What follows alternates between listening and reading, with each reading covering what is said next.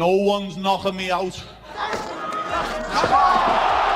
So, there's this story about how promotional hype can crash and burn in spectacular fashion. For 25 minutes straight, we watched a heavily promoted prospect get systematically dismantled by a veteran who could barely stand up due to medical issues. Paddy Pimblett represents Dana White's final attempt at manufacturing a superstar in the lightweight division. That experiment just came to a crushing end. During their encounter, Pimblett showed incredible heart by absorbing punishment and refusing to quit. Even after getting dropped and controlled for most of the fight, Gaethje couldn't put him away completely, but the circumstances tell the whole story. Here's what makes this so damaging. A supposedly prime Pimblett, who had mysteriously packed on significant muscle mass during his recent UFC run, got thoroughly outclassed by a nearly 40-year-old fighter dealing with a staph infection so severe that medical personnel almost pulled him from the card just 48 hours beforehand. While his durability was impressive, this performance essentially destroyed any title aspirations Pimblett might have had. He barely survived against an aging veteran, and that title opportunity was basically handed to him on a silver platter by UFC management. Picture what elite contenders like Arman Tsarukyan or current champion Ilia Topuria would do in that same situation. Those fighters could end his career without breaking a sweat. You could make the case that they fed him declining veterans on massive losing skids. The promotion constructed the most favorable route possible toward championship gold, and even under those perfect conditions, Pimblett came up short, though the organization bailed him out. But let's cut through the noise and examine what actually happened. To understand just how disappointing Paddy vs. Gaethje really was, we need to trace his championship path from the beginning. His UFC debut came against someone sporting a 1-2 professional record, which seems reasonable enough. Most prospects get softballs for their promotional debuts. Still, journeyman Vendramini managed to hurt Paddy badly during an early exchange. He followed up by securing a takedown and hunting for a finish on the mat. Pimblett's chin kept him alive, just like it would continue doing throughout his career. The fight itself delivered entertainment value though. His second appearance happened in front of his home crowd. The promotion pulled him out of the depressing empty Apex facility and let Pimblett perform with proper atmosphere. This new opponent carried an identical record of 1 win against 2 defeats. History repeated itself almost exactly. Vargas dropped Paddy early and had him in serious trouble, but couldn't capitalize before his gas tank emptied. Pimblett recovered and secured a submission finish. 2 appearances, 2 victories, 2 performance bonuses awarded. For his third outing, the organization matched him against Jordan Leavitt, who held a 2-1 UFC record. This represented a slight step up in competition level. Unlike his previous opponents though, Leavitt offered virtually nothing in striking exchanges and got submitted by Pimblett relatively easily. Another performance bonus landed in his bank account, and fans started believing they were witnessing genuine development. No more eating unnecessary shots and hitting the canvas repeatedly. This progress convinced matchmakers to provide him with a legitimate test. Fight number 4 brought Jared Gordon, a fringe top 30 competitor with a 6-4 organizational record. Most people expected Gordon to follow the established pattern of hurting Paddy before getting finished, but the script got completely rewritten. Both men looked competitive during striking exchanges, but Gordon took control starting in the second round through superior clinch work and wrestling. The third round saw Gordon dominating every single area of the fight. Anyone watching could see that Gordon clearly outstruck and outgrappled his opponent. Somehow the judging panel gifted Pimblett a decision victory that the audience absolutely hated. Paddy made everything worse during his post-fight interview by claiming he won easily, which irritated everyone even more. That moment turned many fans against him permanently, and they started viewing his fights as blatant promotional favoritism in action. As if to prove the critics right, his next opponent was Tony Ferguson, an aging legend riding a 7-fight losing streak.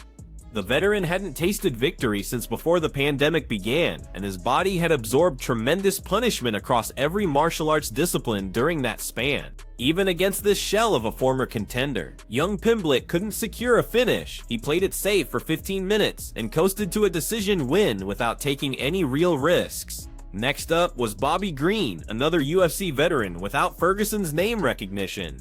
These days, Green mostly serves as a stepping stone for rising prospects, and he executes that role flawlessly. Paddy avoided testing his striking skills, immediately pursued takedowns and choked out the veteran quickly. This earned him another $50,000 bonus from promotion management. Suddenly, Pimblett was riding a 6-fight winning streak, and his controversial Jared Gordon decision had faded from fan memory. That's when they booked him against Michael Chandler, despite Chandler's underwhelming 2-4 UFC record. Chandler brought name value and title fight experience to the table, but he was already 39 years old and clearly past his peak performance years. This became obvious when you looked at their physical differences. Pimblett had added serious muscle mass during his recent fights and enjoyed a significant height advantage over Michael. These advantages allowed him to control distance effectively, and once Chandler's conditioning failed, Paddy secured a takedown and finished the fight. Yet another performance bonus followed this victory. This win somehow earned him an interim title shot against Justin Gaethje, while the actual champion Ilia Topuria dealt with legal complications that prevented him from defending his belt. The promotion decided to create an interim championship. Logic suggested this fight should feature the top 2 contenders in the division. However, Dana White has issues with the #1 contender Arman Tsarukyan. Instead, he chose Paddy Pimblett, who had just cracked the top 10 rankings, and matched him against 37-year-old Justin Gaethje, a fighter clearly approaching retirement. Given all this background information, it becomes fascinating how a 30-year-old Pimblett, theoretically in his athletic prime, nearly got finished by an illness-weakened veteran.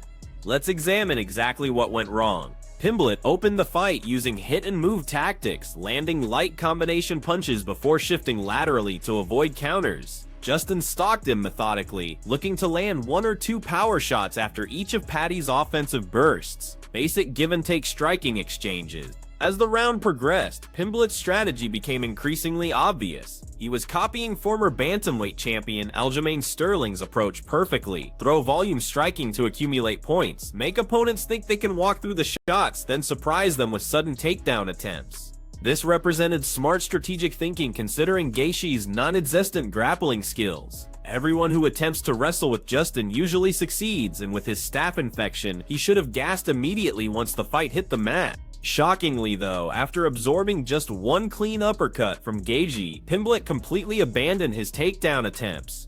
Justin hurt him badly and quickly figured out the timing of Paddy's combinations, but Pimblett gave up on his most effective weapon far too easily. During the second round, he attempted 1 more takedown, but it came from desperation rather than strategy. The veteran easily defended it and immediately went on the attack himself. Since Pimblett never learned how to properly disguise his wrestling attempts, he kept throwing identical striking combinations throughout the entire fight. Gaethje started ignoring these light shots and responding with heavy combinations that hurt and dropped the Scouser repeatedly. Eventually, Paddy tried to increase his power output, but it had minimal impact. He's primarily a grappler rather than a striker, which means his punches lack genuine stopping power, especially against someone with Gaethje's legendary durability. The entire fight followed this predictable pattern on repeat. Light shots from Pimblett, heavy counters from Gaethje, Paddy retreats and resets position. His toughness deserves credit for surviving several moments where the referee almost stopped the contest. We also need to acknowledge Justin's age and physical condition though. In his previous fight, he showed much better speed and mobility. The infection clearly compromised his performance. He lost foot speed and cardiovascular conditioning, couldn't cut angles properly, and just chased Paddy around the octagon. Even against such a predictable and compromised opponent, Pimblett couldn't accomplish anything significant offensively. Now picture him facing killers like Arman Tsarukyan or Ilia Topuria. The results would be devastating. Paddy Pimblett was Dana White's final personal pet project. He received the same level of promotional investment as Conor McGregor and Darren Till in their early days. Despite hopes of creating another McGregor-level superstar, Dana ended up with another Till-style disappointment. The organization learned from the Till disaster though. They didn't rush the process this time, and constructed the most favorable championship path imaginable for Paddy. Even that level of assistance proved insufficient for success.